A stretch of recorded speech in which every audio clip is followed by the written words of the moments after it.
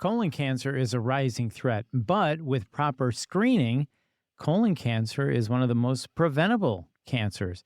So let's learn more about colon cancer, diagnosis, treatment, and prevention with Dr. Sean Maroney, a colon and rectal surgeon at Marin Health General and Colorectal Surgery, a UCSF Health clinic. This is the Healing Podcast brought to you by Marin Health. I'm Bill Klaproth. Dr. Maroney, welcome. Bill, great to be here. Thank you, Dr. Maroney. Before we get started, could you give us a bit of brief background on yourself? Okay, sounds good. So I did my undergraduate degree at the University of Albany in New York, and then I obtained my medical degree in Syracuse, New York. Then I was in the military for 5 years as a flight surgeon prior to finishing my general surgery training in Loma Linda, California. And then I went on to complete a fellowship in colon and rectal surgery at The Ohio State University in Columbus, Ohio. I practiced in Boston for a few years with my wife, who's also a trauma surgeon. And then we moved our family out here in January of this year. And she's currently a trauma surgeon at Marin General as well. Well, we are happy to have you here for sure. So we're talking about colon cancer on this podcast. So Dr. Maroney, can you explain to us, just to start off, what colon cancer is and how it develops? Yes, of course. So colon cancer is simply when cells in the superficial layer of the colon undergo a genetic mutation that causes them to multiply.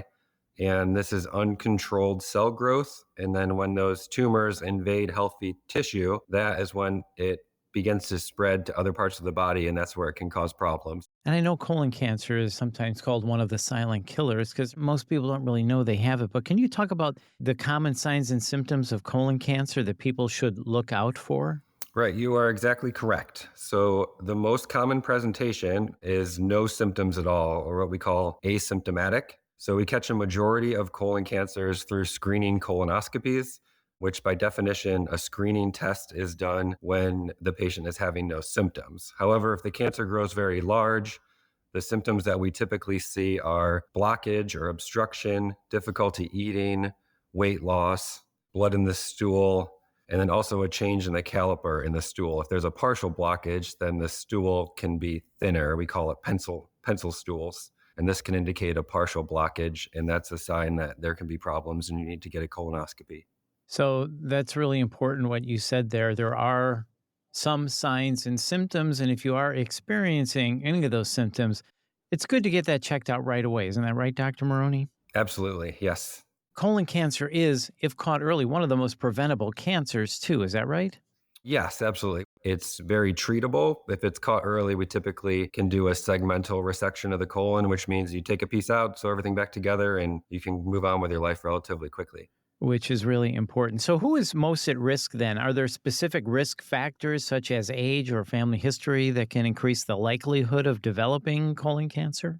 Yes, you've kind of hit on those top two are the most important. So as you get older, the chance of colon cancer diagnosis increases. And also if you have a strong family history. So if anybody in your family has had a colon cancer diagnosis, then you need to be, our current guidelines are that the screening colonoscopies need to begin 10 years before that age. So if you had a family member that was diagnosed at 55, then our recommendation is that you would get a colonoscopy at 45. Got it. So age and family history are things we need to watch out for. Then how is colon cancer diagnosed? So the most common diagnosis is during a colonoscopy, but I also see patients probably once a week or so that present to the emergency room with bleeding or obstruction. And then I occasionally see patients in clinic that are referred for hemorrhoids or rectal bleeding. And most of the time they're blaming their hemorrhoids. But when I do an exam, I can actually see or feel a cancer on the anoscopy exam. So if you're having any of those symptoms, it's definitely important to not ignore them and to either see your primary care doctor or see a subspecialist.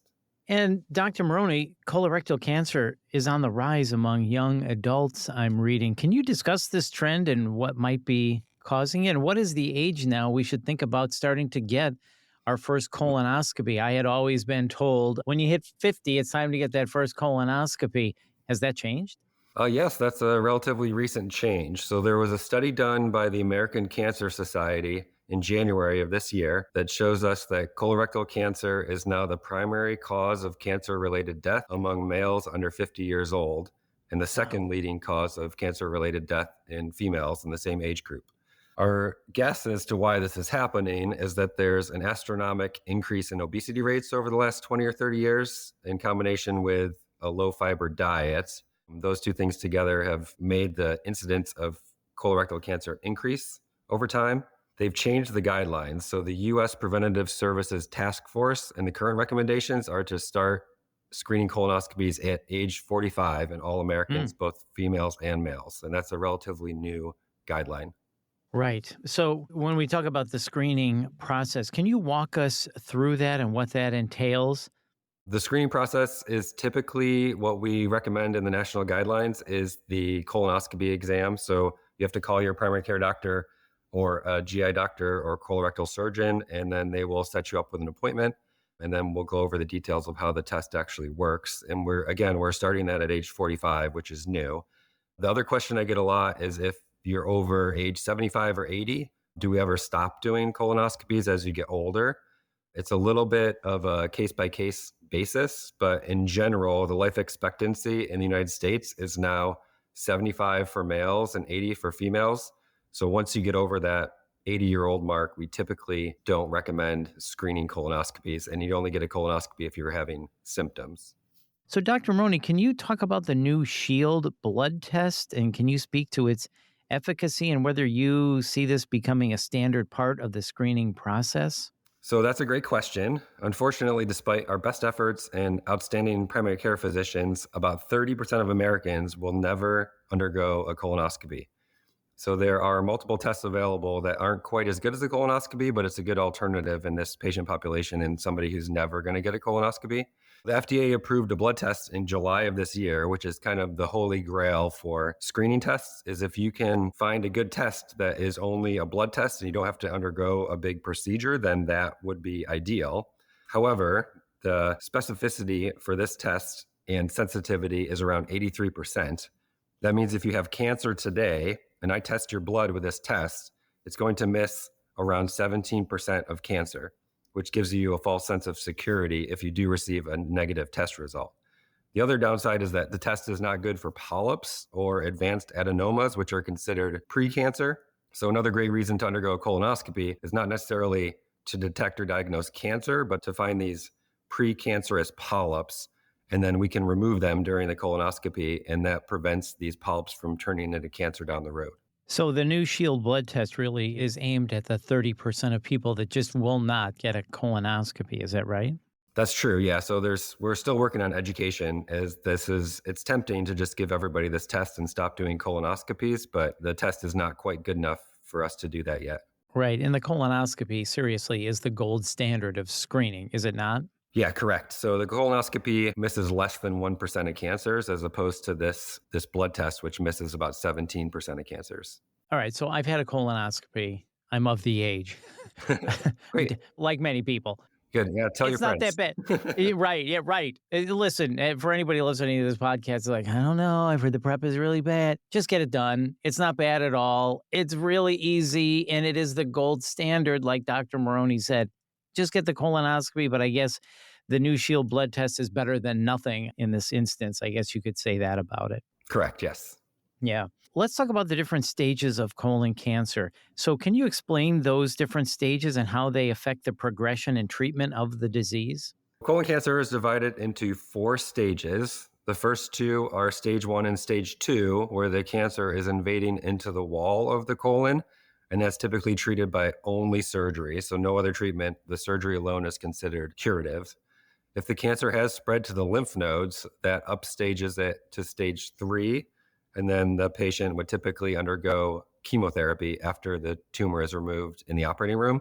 The final stage is stage 4 disease, which by definition, it means that the cancer has spread to other organs, which is typically the liver or the lungs or the bone or the brain. Some of these cancers still can potentially be curable if it's only one spot and we can take that spot out during the surgery to remove the colon cancer. But typically in stage 4 disease, we typically focus on quality of life and regression rather than cure. Right. So, then what are the standard treatment options for colon cancer, and how might treatment differ based on the different stages that you just described? So the standard treatment for colon cancer most of the time is still surgery. So regarding the surgery for colon cancer, I do all of these surgeries robotically, which means that it's laparoscopic with a robot assistant, meaning there's very small incisions, less pain, less time off of work. Most patients are out of the hospital in 1 to 2 days and back to work within 1 to 2 weeks. If the cancer is caught very early, most likely surgery is the only recommended treatment, and the cure rates are very high. There is some controversy regarding stage 4 disease, if surgery is beneficial in this group. So we take that on a case by case basis and individualize the treatment and have a multidisciplinary discussion with the chemotherapy doctors and the radiation doctors and the pathologist. Now, I know this depends on the stages, but I'm just curious, how successful are the current treatments in curing or managing colon cancer, and what are the survival rates? Great question. So we break the data down into something called a 5-year survival rate. This means that for each patient, what is the chance they will be alive at the 5-year mark after the diagnosis of cancer? So for stage 1 disease, survival rates are very high, around 90% at 5 years. For stage 2, it's similar, around 80%. That's why it's so important to catch these cancers early, is because stage 3 cancers, meaning once it spreads to the lymph nodes, the survival rate drops to 60%. And then Hmm. stage 4, survival rates are typically 10 to 20% in 5 years. Wow. Yeah, you're absolutely right. If you can catch these early or catch them with that colonoscopy, that is the best. So, in terms of prevention, are there any specific lifestyle changes that can help reduce the risk of colon cancer? Yes, definitely. So, obesity is a big risk factor, sedentary lifestyle, cigarettes, alcohol, eating a healthy diet, high fiber diet, fresh fruits, fresh vegetables, whole grains, avoiding processed red meat and avoiding high nitrate meats also can decrease the risk of cancer. So, maintain a healthy weight and avoiding cigarettes. And then lastly, there is some literature on a baby aspirin or as an anti-inflammatory, which will decrease your lifetime risk of developing colon cancer. But there are risks associated with taking a baby aspirin. So the current guidelines don't recommend that in everybody. Hmm. So we can't add that specific recommendation to our national guidelines. Yeah, so it sounds like the things we've heard pretty much our whole life about eating healthy, right? It's just to Yeah. watch what you eat healthy, exercise, don't smoke. Those types of things will cut your risk of colon cancer. Is that right? That's correct. Yep. And then also constipation. So Americans in general don't poop as often as other countries. So it has to do with a low fiber diet. So if you're pooping once a week, if you can increase your fiber intake, or if you can potentially even taking a minor laxative and getting you pooping once a day or once every 2 days, that's going to decrease your risk of colon cancer as well. Yeah, that's a great tip. There's one simple thing you can do is increase your fiber intake. Besides trying to eat healthy and not smoking and reduce alcohol, those types of things. That's a great tip, is to increase your fiber intake. So thank you for that, Dr. Maroney. Before we wrap up, is there anything else you'd like to share or wish more people knew about colon cancer that we don't, or what people should ask you when they don't? Yes, so this has been a very good in-depth discussion. Thank you for having me on the podcast today.